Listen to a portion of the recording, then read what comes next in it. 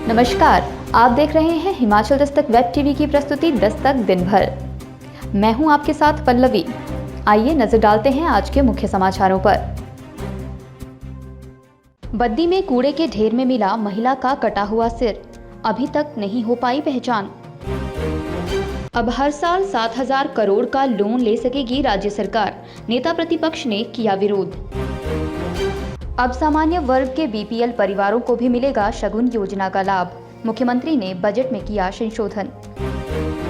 नए वित्त वर्ष में 50,000 को मंजूर की जाएगी पेंशन, मंत्री सरवीण चौधरी ने दी जानकारी। फतेहपुर उपचुनाव के लिए चुनाव शेड्यूल जारी होते ही प्रत्याशी पर फैसला, 3 मंत्री बनाएंगे रणनीति।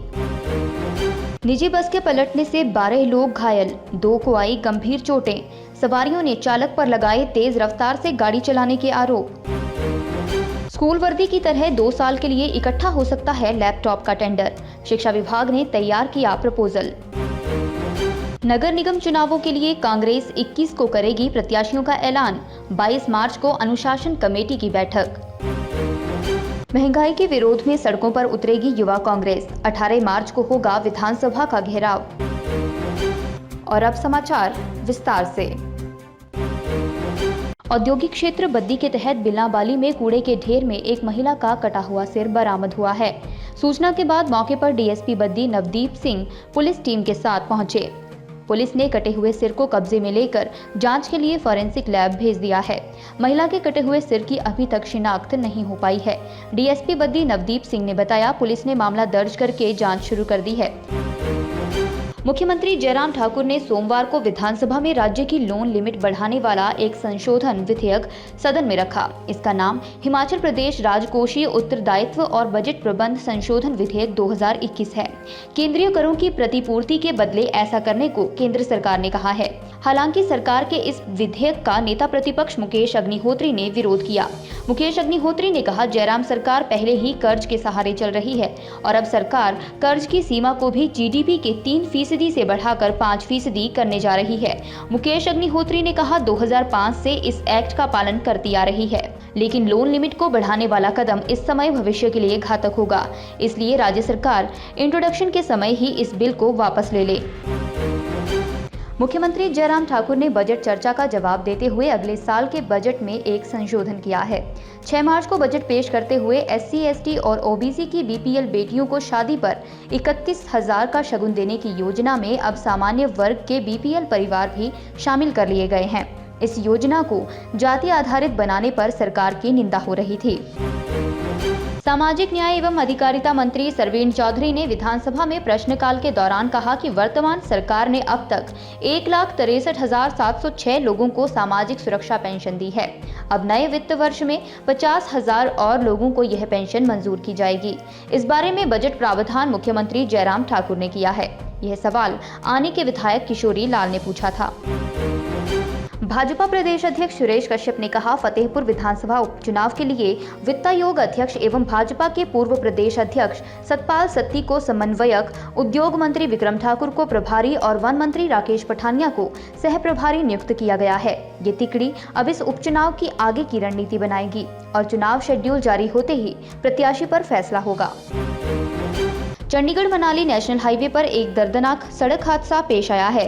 सड़क हादसे में मंडी जिला मुख्यालय से करीब 4 किलोमीटर दूर वृंदावनी के पास सवारियों से भरी निजी बस सड़क पर पलट गई। इस बस में 25 से 30 सवारियां थीं। इनमें से 12 सवारियां घायल हुई हैं। मिली जानकारी के मुताबिक हादसा सोमवार को 3 बजे के करीब हुआ। यह बस कुल्लू से मंडी आ रही थी और वृंदावनी के पास पलट गई।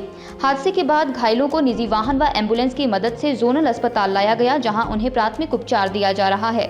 वहीं पुलिस की टीम ने मौके पर पहुंचकर जांच शुरू कर दी है। बस में सवार सवारियों की माने तो हादसा चालक की लापरवाही से सामने आया है। यात्रियों के अनुसार बस चालक बार बार ओवरटेक कर रहा था, जिस वजह से बस अनियंत्रित होकर पलट गई। अतिरिक्त पुलिस अधीक्षक आशीष शर्मा ने हादसे की पुष्टि की है। राज्य के सरकारी स्कूलों में मेधावियों को समय पर लैपटॉप मिले, इसके लिए खरीद प्रक्रिया में बड़ा बदलाव हो सकता है। शिक्षा विभाग अब स्कूल वर्दी की तर्ज पर लैपटॉप खरीद के लिए भी 2 साल के लिए इकट्ठा टेंडर कर सकता है। शिक्षा विभाग ने इसके लिए प्रपोजल तैयार कर लिया है। इसका फायदा ये होगा कि 2 साल के लिए लैपटॉप खरीद कंपनी या कॉरपोरेशन से की जा सकेगी। और बार बार टेंडर करने की जरूरत नहीं रहेगी। इस साल भी शिक्षा विभाग लैपटॉप के लिए 3 बार टेंडर कर चुका है और तीनों बार किसी भी कंपनी ने इसमें रुचि नहीं दिखाई है। ऐसे में अब नए सत्र के लिए यह व्यवस्था लागू हो सकती है। इसका फायदा ये होगा कि मेधावी छात्रों को समय पर लैपटॉप मिल जाएंगे।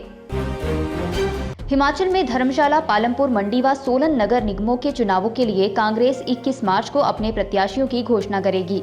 इसके बाद 22 मार्च को कांग्रेस अनुशासन कमेटी की बैठक आयोजित करेगी। ये बातें कांग्रेस अध्यक्ष कुलदीप सिंह राठौर ने सोमवार को शिमला में आयोजित प्रेस वार्ता के दौरान कही।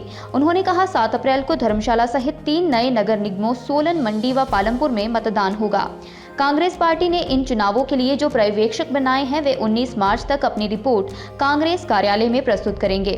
उसके बाद 20 मार्च को संभावित प्रत्याशियों की डिटेल रिपोर्ट बनाई जाएगी और 21 मार्च को प्रदेश इलेक्शन कमेटी की बैठक आयोजित की जाएगी। उसी दिन नगर निगम में चुनाव लड़ने वाले इच्छुक उम्मीदवारों की सूची कांग्रेस जारी करेगी। वहीं कांग्रेस अनुशासन समिति की बैठक का आयोजन 22 मार्च को किया जाएगा। डीजल पेट्रोल के बढ़ते दामों और महंगाई के विरोध में प्रदेश युवा कांग्रेस 18 मार्च को विधानसभा का घेराव करने जा रही है। इसमें युवा कांग्रेस के राष्ट्रीय अध्यक्ष बीवी श्रीनिवास, राष्ट्रीय प्रभारी कृष्णा अल्लावरू, राष्ट्रीय महासचिव एवं प्रभारी हिमाचल प्रदेश अमरप्रीत सिंह लाली और सचिव व सह प्रभारी दामन बाजवा विशेष तौर पर शिरकत करेंगे। प्रदेश युवा कांग्रेस अध्यक्ष निगम भंडारी ने कहा कि युवा कांग्रेस के बार बार चेताने के बाद भी प्रदेश सरकार अपनी नीतियों में कोई बदलाव नहीं कर रही है। उन्होंने भाजपा पर निशाना साधते हुए कहा कि आज के समय में महंगाई चरम सीमा पर पहुंच गई है। आम जनता और लोगों का जीना दूभर हो गया है। वहीं खाद्य वस्तुओं के दाम भी दिन प्रतिदिन बढ़ते जा रहे हैं।